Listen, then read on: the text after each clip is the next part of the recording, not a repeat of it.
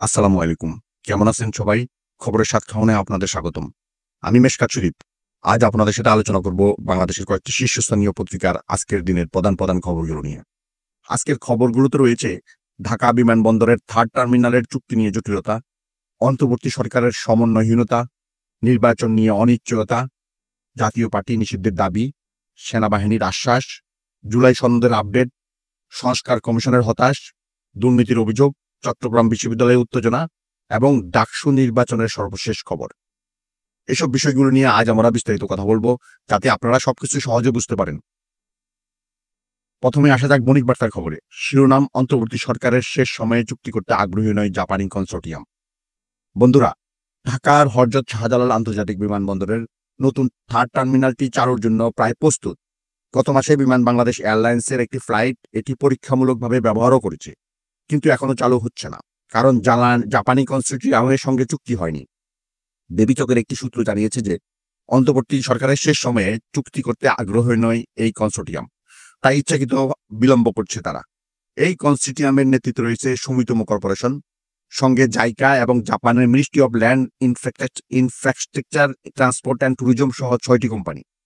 চুক্তি হলে তারা টার্মিনাল পরিচালনা ও রক্ষণাবেক্ষণ করবে এবং বাজার রাজস্বের একটি ভাগ পাবে, যা 21,139 কোটি টাকা ব্যয়ে নির্মিত হয়েছে এবং 2023 সালের অক্টোবরে সফট ওপেনিং হয়েছিল আওয়ামী লীগ সরকারের সময়। এখন দেখার বিষয়ে জটিলতা কিভাবে সমাধান হয়। এবার যায় যুগান্তরের খবরে, যা সরকারের অভ্যন্তরীণ বিষয় নিয়ে। শিরোনাম: অন্তর্বর্তী সরকারের সমন্বয়হীনতা। আপনারা জানেন, অন্তর্বর্তী সরকারের উপদেষ্টাদের কথা ও কর্মকাণ্ডের সমন্বয়ের অভাব স্পষ্ট হয়ে উঠেছে, যা সরকারের ভিতরের বাইরে একই রকম অবস্থা তৈরি করেছে। সাম্প্রতিক একটি ঘটনায় এক উপদেষ্টা নিন্দা জানিয়ে বিচার দাবি করেছেন। আরেকজন বলেছেন সরকারকে এই দায় নিতে হবে, এড়াতে পারে না। অন্যজন বলেছেন আমরা এর বিচার দাবি করছি।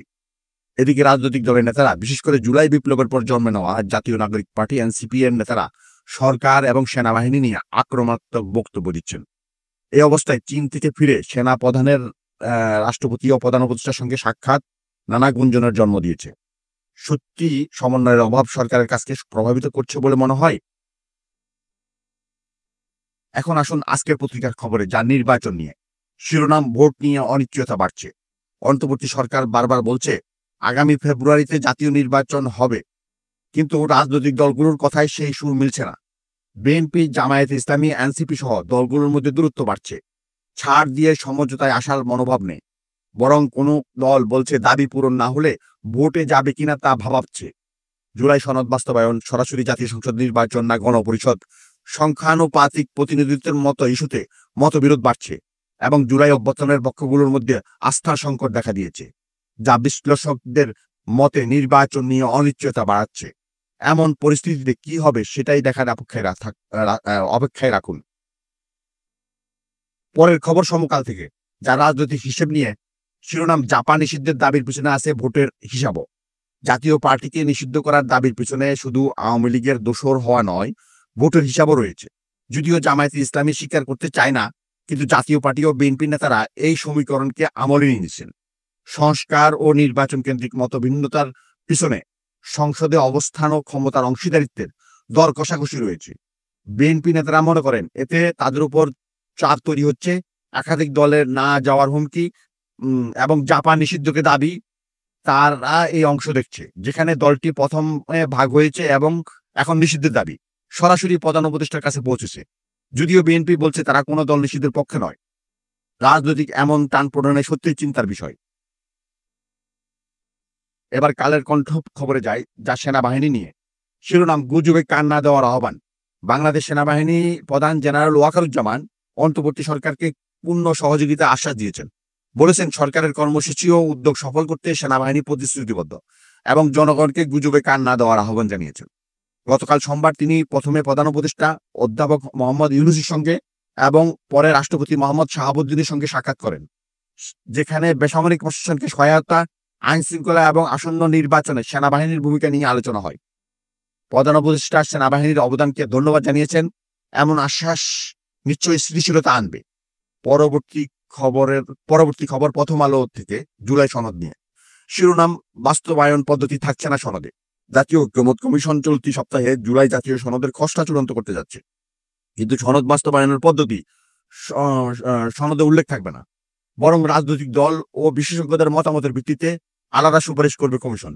2 দফা মতামত নেওয়ার পর চূড়ান্ত খসড়া দলগুলোর কাছে পাঠিয়ে সই করার আহ্বান জানাবে। সই করবে কিনা সেটা দলগুলোর সিদ্ধান্ত। 6টি সংস্কার কমিশনের প্রস্তাব নিয়ে 84টি বিষয়ে ঐক্যমত হয়েছে, কিন্তু জুলাই মাসে চূড়ান্ত করার লক্ষ্যে পূরণ হয়নি মতভিন্নতার কারণে। এটা দেখে মনে হয় সংস্কারের পথে এখনো অনেক চ্যালেঞ্জ রয়েছে। এখন ইংরেজি দৈনিক দ্য ডেইলি স্টারের খবর আসি। শিরোনাম, reforms not going beyond report writing. অন্তর্বর্তী সরকারের ক্ষমতা গ্রহণের 1 বছরের বেশি সময় পরেও দৃশ্যমান অগ্রগতির অভাব নিয়ে সংস্কার কমিশনের প্রধান ও সদস্যরা হতাশা প্রকাশ করেছেন।